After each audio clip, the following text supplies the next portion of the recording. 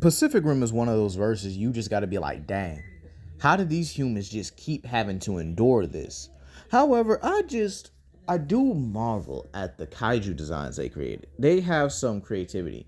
Even if Pacific Rim Uprising was god awful, I do believe that it had some of the better kaiju designs in my opinion. The kaiju designs were still amazing in my opinion. But today here, we're not going to talk about that. Considering the humans did their job here, or at least barely did, we're going to see if what would happen if Iron Man and War Machine were actually in the verse. Could they stop it? Could they stop the events of Pacific Rim? And could they do it properly? Let's begin here.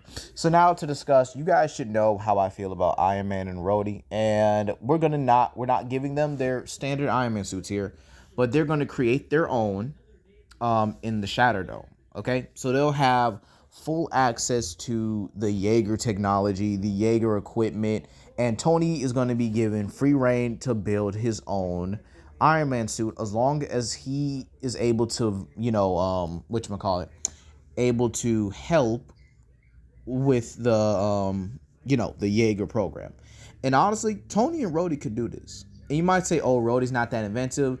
He was actually helping Tony with most of his inventions, including improving upon the War Machine design. Okay? Now you might say, oh, he had hammer tech. Yes, but Rhodey was the one who had to apply it in his own, ways here. So again, you guys got to think about that. So now let's talk about the Jaeger program, the Jaegers, or at least the Jaegers in general. Sorry.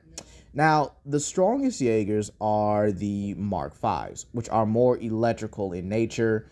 And these Jaegers are basically more teched out. They have pretty much better equipment overall than some of the older Jaegers. You see, Gypsy, I think, is a Mark III or a Mark IV Jaeger and is still nuclear. So she's kind of like an outdated Jaeger. Meanwhile, Striker Eureka was a Mark V and was basically the top gen Jaeger here. So with that in mind, how would Tony and Rhodey build their suits? Well, I do think Tony would definitely, obviously use the, I guess you could say the plasma caster as kind of like a grounds for making his own arc reactor. Or basically make his own arc reactor like he did in the cave. But again, he has better tech. He has better equipment at this time here.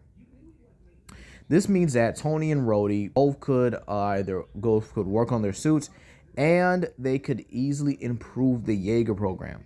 With someone like Tony, they could easily, and I mean easily, I think they could easily pilot or easily improve on the cerebral cortex of the Jaeger program.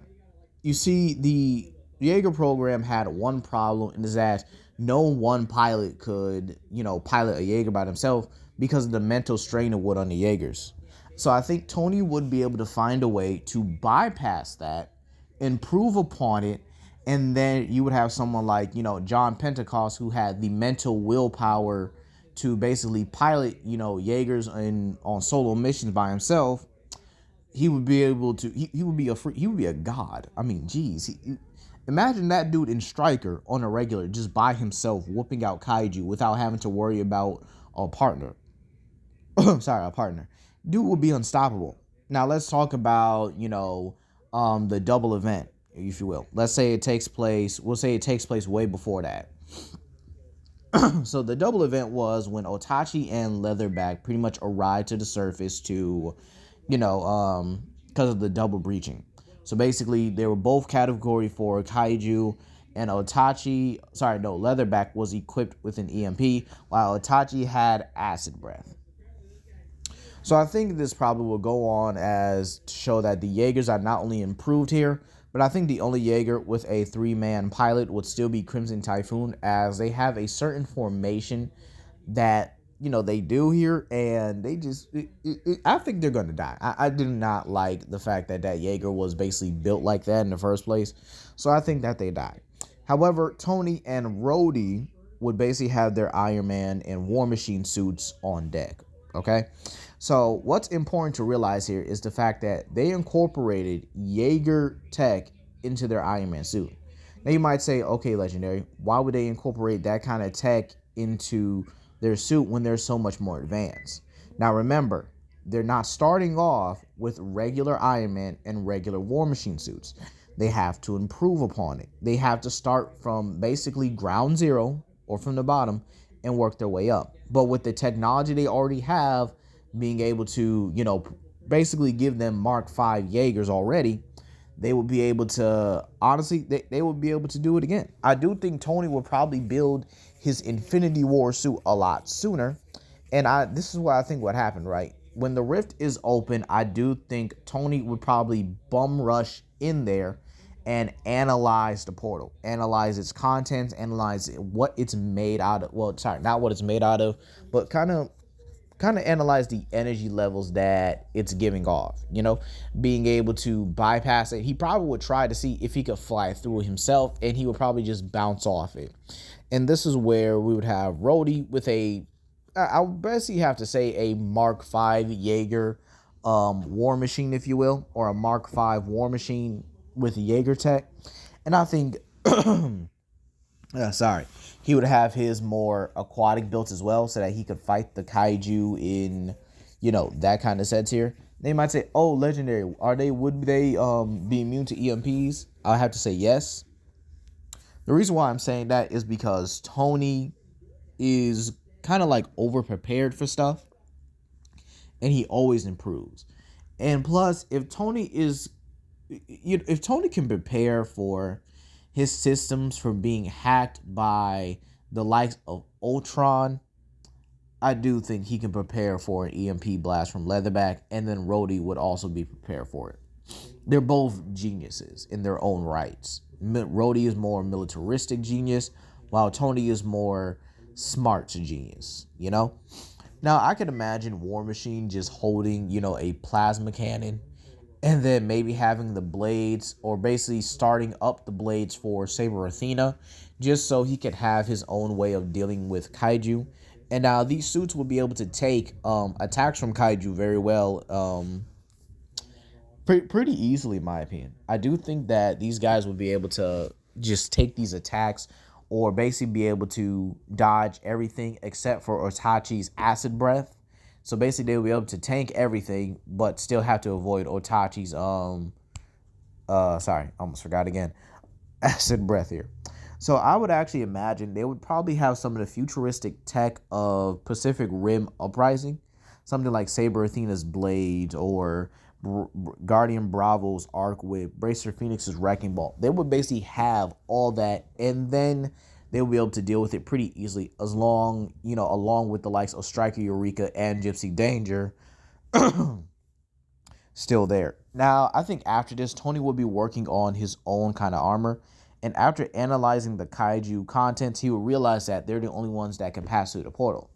Now, you might say, okay, now how would Tony figure out a way for him to basically get past this portal and drop a nuke? Now, hear me out, right? In comics, I know what you guys are thinking, but here, let me cook. In comics, there's an armor called the Extremio armor. This is Iron Man when he basically got a hold of a symbiote and hacked it and morphed it into his own armor. Now you might say, oh, so he's going to hack a kaiju?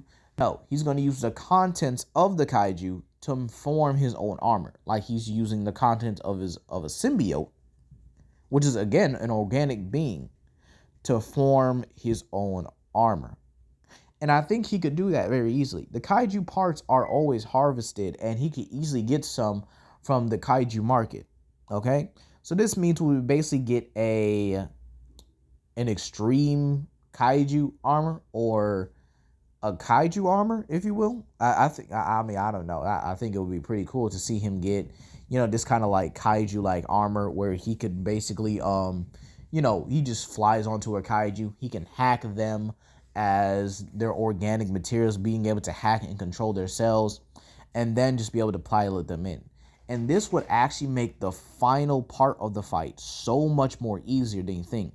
Imagine if Slattern comes through the portal, right? And Tony's just like, all right, I'm going to choose him. Wait, what? What do you mean you're going to choose him? No, I'm going to choose him. So this is when he jumps onto